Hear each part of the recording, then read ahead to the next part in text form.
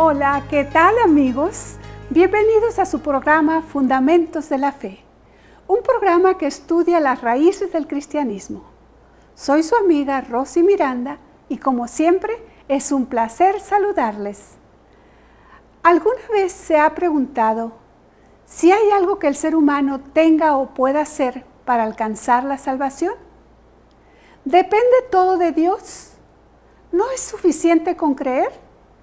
Estas y otras preguntas serán contestadas en el programa de hoy.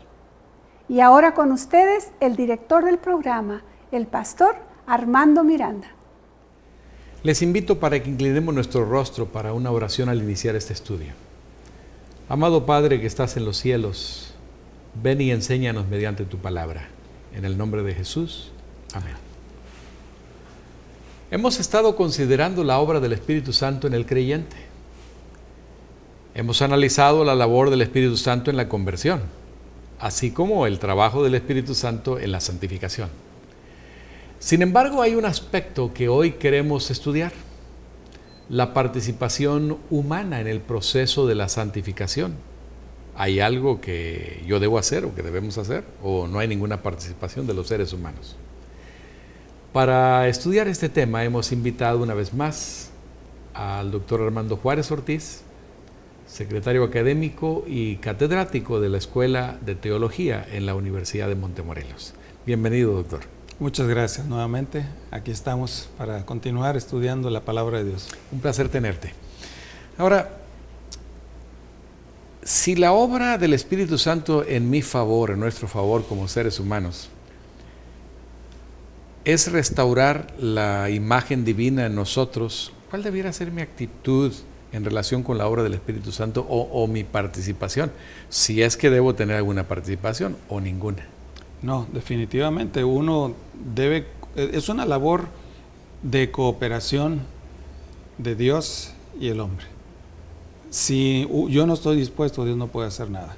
Entonces la obra de la salvación no es totalmente divina. Es totalmente divina, pero yo debo permitir que Dios obre en mí, si no, Dios no puede hacer nada. O sea, interviene el libre albedrío. El libre albedrío, exactamente. Dios no me puede salvar no porque no pueda, sino porque yo no quiero. Porque yo no quiero, o sea, y no es porque no me pueda forzar, sino porque Él es un Dios que respeta la capacidad de pensar, de decidir. Eso es maravilloso lo que Dios hizo. Ahora, ¿cuál es entonces la participación, si es que hay alguna, o hay algún ideal que Dios tiene para nosotros? ¿Qué es eso? Bueno, el ideal que Dios tiene es el que Pablo expresó ahí en Gálatas 2:20, donde dice: con Cristo estoy juntamente crucificado, y ya no vivo yo, mas vive Cristo en mí. Y lo que ahora vivo en la carne, lo vivo por la fe del Hijo de Dios, el cual me amó y se entregó a sí mismo por mí. O sea que debe llegar un momento cuando uno como ser humano, al permitirle al Espíritu de Dios hacer esa obra que yo no puedo hacer, Él pueda ir restaurándome de tal manera que después las personas ya no me vean a mí, sino que vean a Jesús reflejado en mi vida, en mis pensamientos, en mis acciones, en todo. Con Cristo estoy juntamente crucificado. Yo ya morí allí y ahora el que vive es Cristo. Entonces, ese es un milagro, pero no sucede si el ser humano no quiere. Así es. Ahora, ¿cómo se logra eso? ¿Qué hay que hacer? ¿Cuál es la manera de lograr ese ideal? Bueno, Jesús nos lo expresó en una forma muy interesante, con una semejanza de la vid y las ramas. Él dijo: permaneced en mí y yo en vosotros. Como la rama no puede llevar fruto por sí misma si no permanece en la vid, tampoco vosotros si no permanecéis en mí. Yo soy la vid, vosotros las ramas. El que permanece en mí y yo en él, este lleva mucho fruto, porque separados de mí, nada podéis hacer. O sea, hay que estar unidos. No es la rama fuera del tronco, está muerta. Se muere. La única forma de que la rama pueda seguir viviendo y pueda producir frutos es estar en unión directa con el tronco. ¿Cómo se logra eso? Porque es muy fácil decirlo, ¿no? Normalmente nosotros somos expertos en decir lo que hay que hacer. Y a veces hasta cargamos a la gente con, ¿cómo decimos esto? Con remordimientos, con carga de conciencia. Sí, el ser humano se frustra porque trata de hacer eso. algo y el mismo apóstol lo dice, el bien que quiero hacer no hago y el mal que no quiero hacer eso hago y llega al punto de decir, miserable hombre de mí, ¿qué voy a hacer? Porque no lo puedo hacer. O sea, hay un momento de frustración. Así es. Ese es el ser humano natural, pero aunque nosotros insistimos en hacer, creo que debiéramos ahora enfocarnos a aspectos prácticos. ¿Cómo lo puedo lograr? Si yo sé que la obra de Dios es la restauración del hombre, que la salvación es un don de Dios, es un regalo. No hay nada en el plan de salvación que tenga un aspecto humano. No hay nada que yo pueda hacer para ganar la salvación. Sin embargo, porque Dios me hizo un ente libre, yo puedo elegir aceptarlo o rechazarlo. Ahora lo acepto, tomo esa decisión. Ya he sido perdonado, he sido justificado, he confesado mis faltas, he empezado una nueva vida. Ahora digo como San Pablo, no vivo yo. ¿Cómo se llega a ese punto? En el aspecto práctico, ¿hay algún proceso? ¿Hay cosas que hacer? Bueno, claro, ese es el proceso que se llama santificación y ya lo mencionamos, pero ahora vamos a entrar en elementos prácticos, cómo se logra, porque una cosa es el ideal y lo que Dios dice que hagamos y otra cosa es la realidad, cómo lo voy a hacer. Lo primero que tenemos que hacer es cerrar las avenidas del alma al mundo. Cerrar las avenidas al alma, del alma al mundo. Paso número 1. Sí. ¿Cuáles son las avenidas? Bueno, el cerebro puede darse cuenta del ambiente que le rodea a través de los sentidos, de los 5 sentidos. Los 5 sentidos. Los ojos, los oídos, el olfato, el gusto, el tacto, ¿verdad? Y esos son los que le dicen al cerebro lo que está sucediendo y son los que me ponen en contacto con todo lo que me rodea. Desgraciadamente el ambiente que vivimos está corrupto por el pecado que está. Entonces yo tengo que cerrar las avenidas a esos elementos que no me van a ayudar en mi desarrollo y en mi crecimiento espiritual. Entonces es cerrar las, ¿cómo dijiste? Avenidas del alma. Avenidas del alma. Y ya dijimos cuáles son. Y luego el siguiente paso. Pues es que es un paso simultáneo. Le cierro las avenidas del alma al mundo y tengo que abrírselas ahora a Dios. O sea, es una sustitución. Es un proceso donde dejo de hacer lo malo que hacía y empiezo a practicar lo bueno que no estaba haciendo. Y la Biblia lo dice, ¿verdad?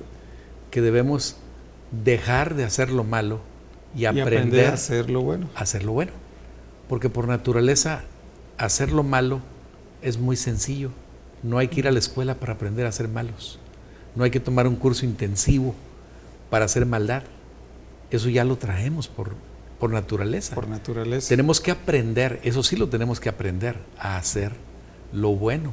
Entonces cerramos las avenidas, o más bien cerramos aquellos aspectos que nos arrastran hacia las cosas del mundo, que nos separan de Dios, y buscar aquellas cosas que me acercan y me ponen en comunión con Dios, como Cristo dice, estad unidos en mí. Porque si no cerramos las avenidas del alma al mundo, a las cosas que me afectan para mal, ¿qué pasa si no decido reemplazarlas? Bueno, es como cuando uno quiere plantar un jardín y en medio de los matorrales, ahí una cosa va a ahogar la otra. O sea, hay que reemplazar. Hay que sacar las hierbas malas y plantar las flores y aquellas cosas bellas. Abra las puertas de la comunicación a Dios. Ese es el otro aspecto. Exactamente. ¿No? Cerrar por un lado y abrir. Cerrar al diablo, abrir a Dios. Ahora, ¿cómo hacerlo? Porque hasta ahí no es práctico. No es práctico, simplemente ese es el principio. Y ahora, ¿cómo aplicar eso? Bueno, para empezar, es que tenemos que hacer un análisis, revisar la rutina diaria de nuestras actividades. Desde que nos levantamos hasta que nos acostamos, todos aquellos hábitos y actividades que realizamos rutinariamente. Hacer pues un análisis de nuestras rutinas, de actividades, y entonces tengo que empezar a reorganizar mis prioridades. Ok, número uno, en el aspecto práctico, siéntese y haga un análisis de mis situación. Rutinas. Y ahí es donde voy a empezar a decir, bueno, dedicaba mucho tiempo a ver la televisión, no me ayuda, hay que quitar esto, y ahora ¿qué voy a poner en su lugar? Entonces ir quitando. Dedicaba mucho tiempo a hablar por teléfono o a estar en el internet chateando y haciendo cosas que no me edificaban. ¿Qué tengo que hacer ahora? En lugar, o sea, es un proceso de quitar una cosa y sustituirla por algo que sea bueno, no es nada más de quitar y ya quedarme sin hacer nada. Y aún cosas buenas, en un momento dado pueden ser cosas buenas, pero que también nos afectan. Por ejemplo, alguien puede ser un adicto al trabajo, que no tiene tiempo de nada, porque su afán es estar trabajando, y si no está trabajando no se siente bien. Se siente realizado en el trabajo, descuida a la familia, descuida su vida espiritual, descuida su vida social, descuida todo, porque su mundo es el trabajo. Y hay casos así. Claro, como hay un alcohólico, un drogadicto, hay un adicto al trabajo. O a la sí. o a lo, como mencionaste, a la televisión, o a algún internet, deporte inclusive. Al deporte. O el internet también, la internet. O la música. ¿Qué tipo de música está escuchando? Uno tiene que hacer un análisis completo y decir, esto me ayuda para estar en comunión con Dios, esto no me ayuda. Esto es bueno, pero estoy pasando demasiado tiempo. Y ser honestos, ¿no? Bueno, es que la salvación de mi alma depende de eso. Y ahí es donde yo tengo que ser honesto, no tratar de engañarme a mí mismo, porque yo solo soy el único que me engaño, yo no puedo engañar a Dios. Y el problema es que como humanos siempre tratamos aún de justificarnos o de autoengañarnos, ¿no? Eso es un riesgo. Entonces, ¿cuán importante es que comprendamos que lo fundamental es analizar mi situación? Ahora, amigos, no se vayan, porque vamos a ver aspectos prácticos dentro de un momento. Gracias por estar con nosotros, amigos. Hemos estado hablando de aspectos prácticos y dijimos que en primer lugar, para poder tener esa bendición de ser guiados por el Espíritu Santo, necesitamos cerrar y necesitamos abrir.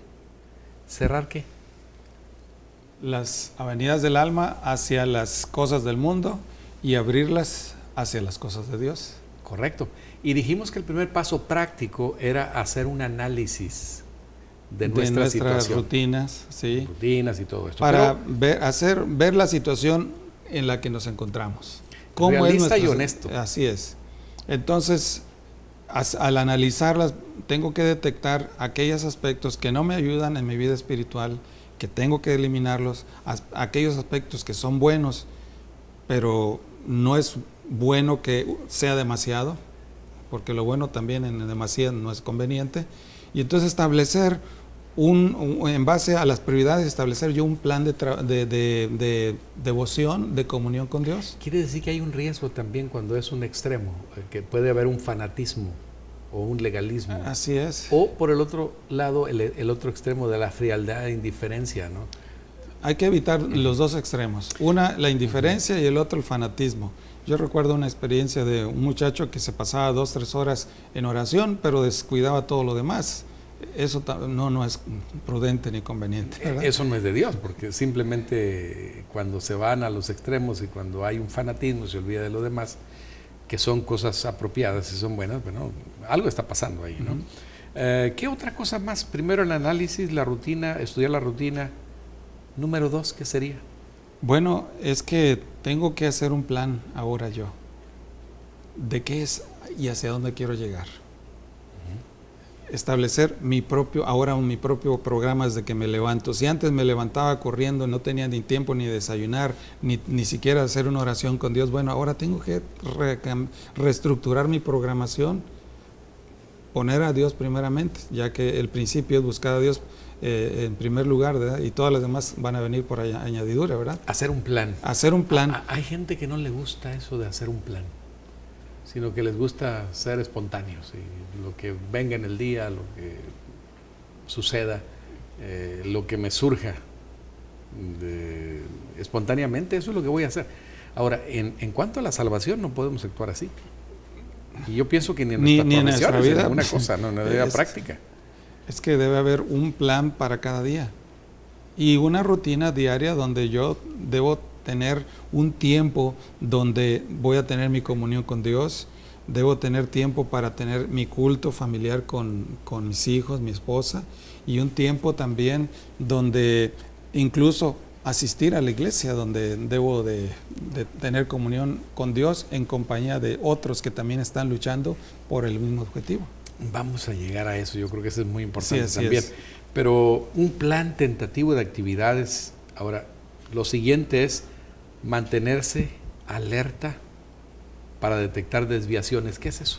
Bueno, es que la vida no es una rutina que no tiene variaciones. La vida es un diario, una diaria actividad donde surgen muchas cosas inesperadas que no están planeadas, emergencias, enfermedades, problemas de trabajo, un accidente, en fin, hay tantas cosas que interrumpen la programación que uno tiene. Entonces uno tiene que cuidar de que esas cosas no me desvíen de mi plan y que en cierta forma tengo que ir haciendo ajustes en mi vida diaria. Por ejemplo, estoy en mi casa, es el tiempo del culto familiar, cuando me reúno con mis hijos o mis nietos, mi esposa, y cuando estamos por empezar, suena el teléfono o tocan la puerta y viene una visita.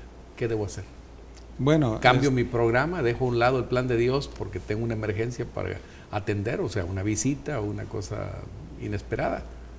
Bueno, si suena el teléfono tiene una contestadora y puede dejar mensaje. Correcto. Si es una visita, decirle qué bueno que viene, le invitamos a que nos acompañe al culto. Eso sería lo correcto, ¿verdad? Porque si estamos guiados por las circunstancias, el diablo se va a encargar de que siempre hay alguna cosa para siempre va a haber una cosa para distraer. De dejar de lado nuestro plan de comunión con Dios, como familia y como individuo, porque también puede suceder en mi devoción personal.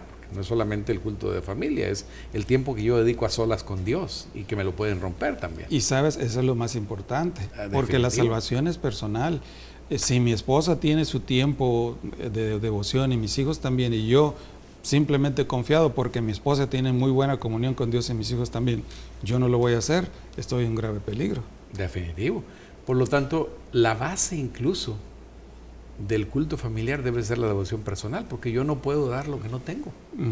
Antes de ir con mi familia para buscar a Dios, para orar con ellos, para pedir la bendición del cielo, para el día o para la noche, la protección o para el viaje o lo que sea, yo tengo que estar con Dios. Y no solamente en un tiempo específico, vamos a llegar a eso, ¿verdad? Pero es el caminar con Dios, no es solamente en un horario específico, sino ya vamos a llegar a ese punto donde es tan importante recalcar. Ahora, ¿qué otra cosa más? Es que uno allí, yo recuerdo uno de mis maestros me decía, sea terco en mantener su relación con Dios, porque como dijo el Señor, el espíritu a la verdad está presto, pero la carne es débil.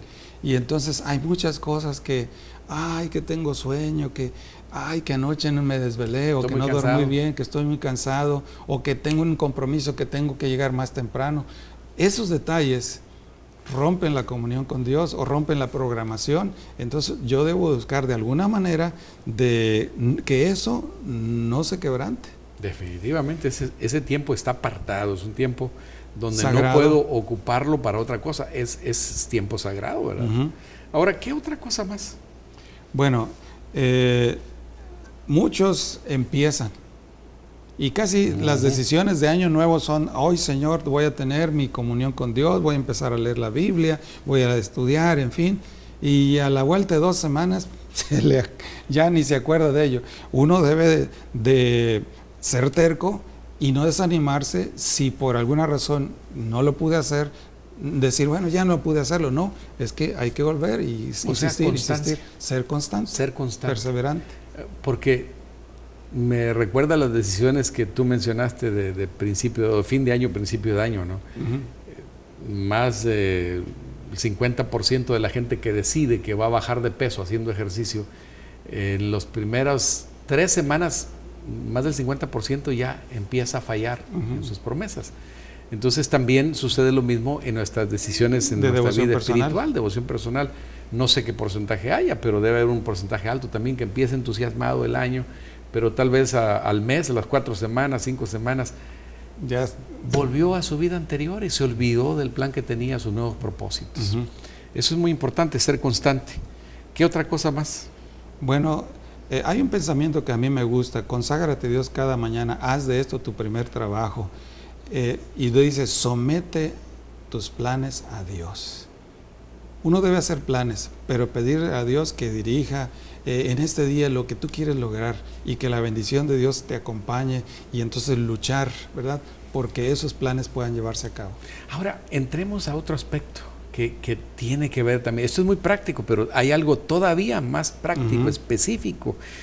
¿Qué cosas debe incluir nuestro programa diario de nuestro encuentro con Dios, nuestro caminar con Dios? ¿Qué debe incluir? Bueno, en primer lugar, yo debo determinar cuánto tiempo voy a dedicarle a mi devoción personal. Número 1. 15 minutos, definir 10 minutos, 30 tiempo. Minutos.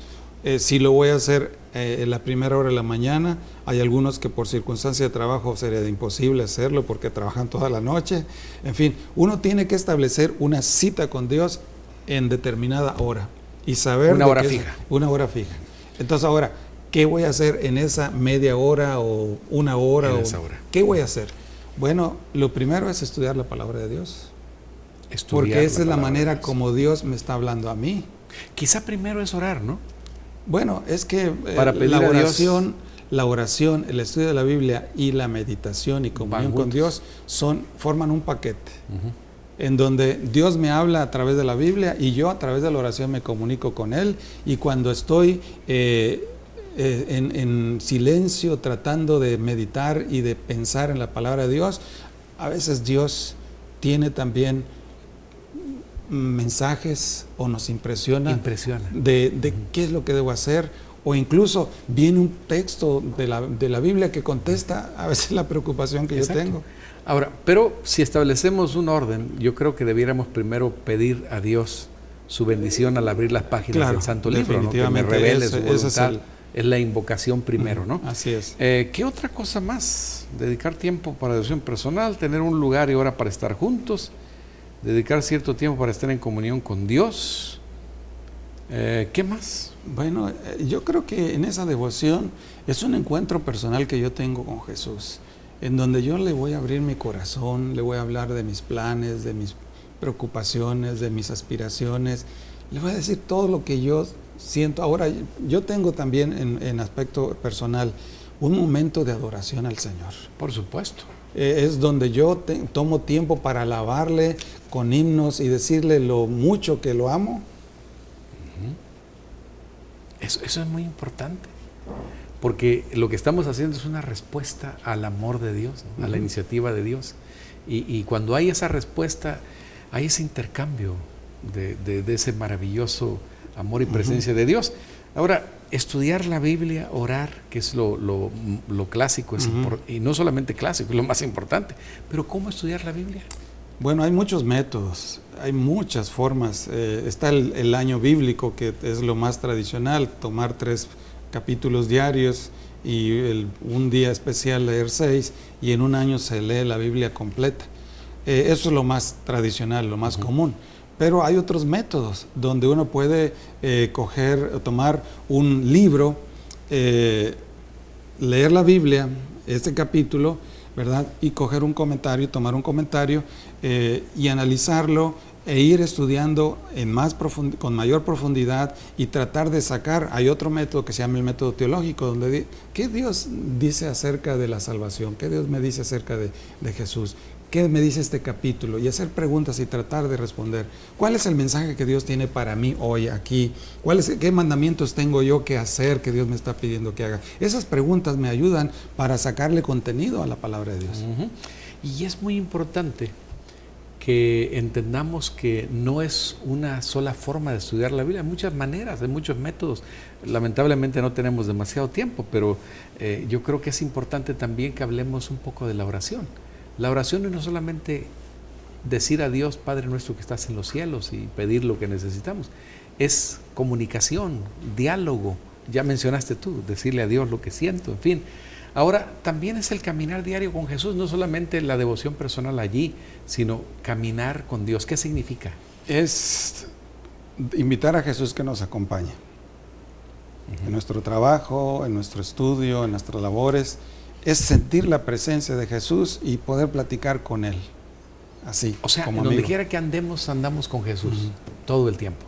La asistencia a la iglesia es importantísima porque es parte del desarrollo en comunidad y en servicio. Amigos, este es un tema muy importante y lamentamos que no tenemos el tiempo suficiente, pero podemos decir que hemos llegado a algunas conclusiones. Número 1, la salvación es un don, un regalo de Dios, y no hay nada que el ser humano pueda hacer para ganarla. Sin embargo, hemos sido creados con el libre albedrío, o sea, la capacidad de escoger y decidir, porque Dios no nos impone su voluntad ni su plan de salvación. Y es allí donde corresponde a nosotros decidir escoger a Dios, permitirle que haga en nosotros lo que nosotros no podemos hacer por nosotros mismos. Y una vez que hemos sido perdonados y justificados, lo que tenemos que hacer es cooperar con los agentes divinos, dejando que Dios maneje nuestra vida. Y nosotros debemos estar enfocados en permanecer en Él mediante la comunión. Este trabajo en cooperación de lo humano con lo divino debe ser permanente hasta que Jesús venga y transforme nuestro cuerpo mortal en inmortal y nos otorgue la vida eterna. A eso se le llama la glorificación. Aceptemos ese don y esa bendición de nuestro Padre Celestial. Espero que por la gracia de Dios usted haya sido bendecido e inspirado con el estudio de hoy. Al continuar su jornada por la vida, le invito a que haga de Jesucristo su fundamento, pues solo en Él podemos tener paz, seguridad y perdón. Recuerde que con Dios hoy es mejor que ayer y mañana será mejor que hoy. Agradecemos su interés manifestado en sus correos. Y si usted tiene algún comentario o pregunta en relación al tema de hoy, no dude en comunicarse con nosotros. La dirección es preguntas@fundamentosdelafe.tv. Que Dios le bendiga y le guarde.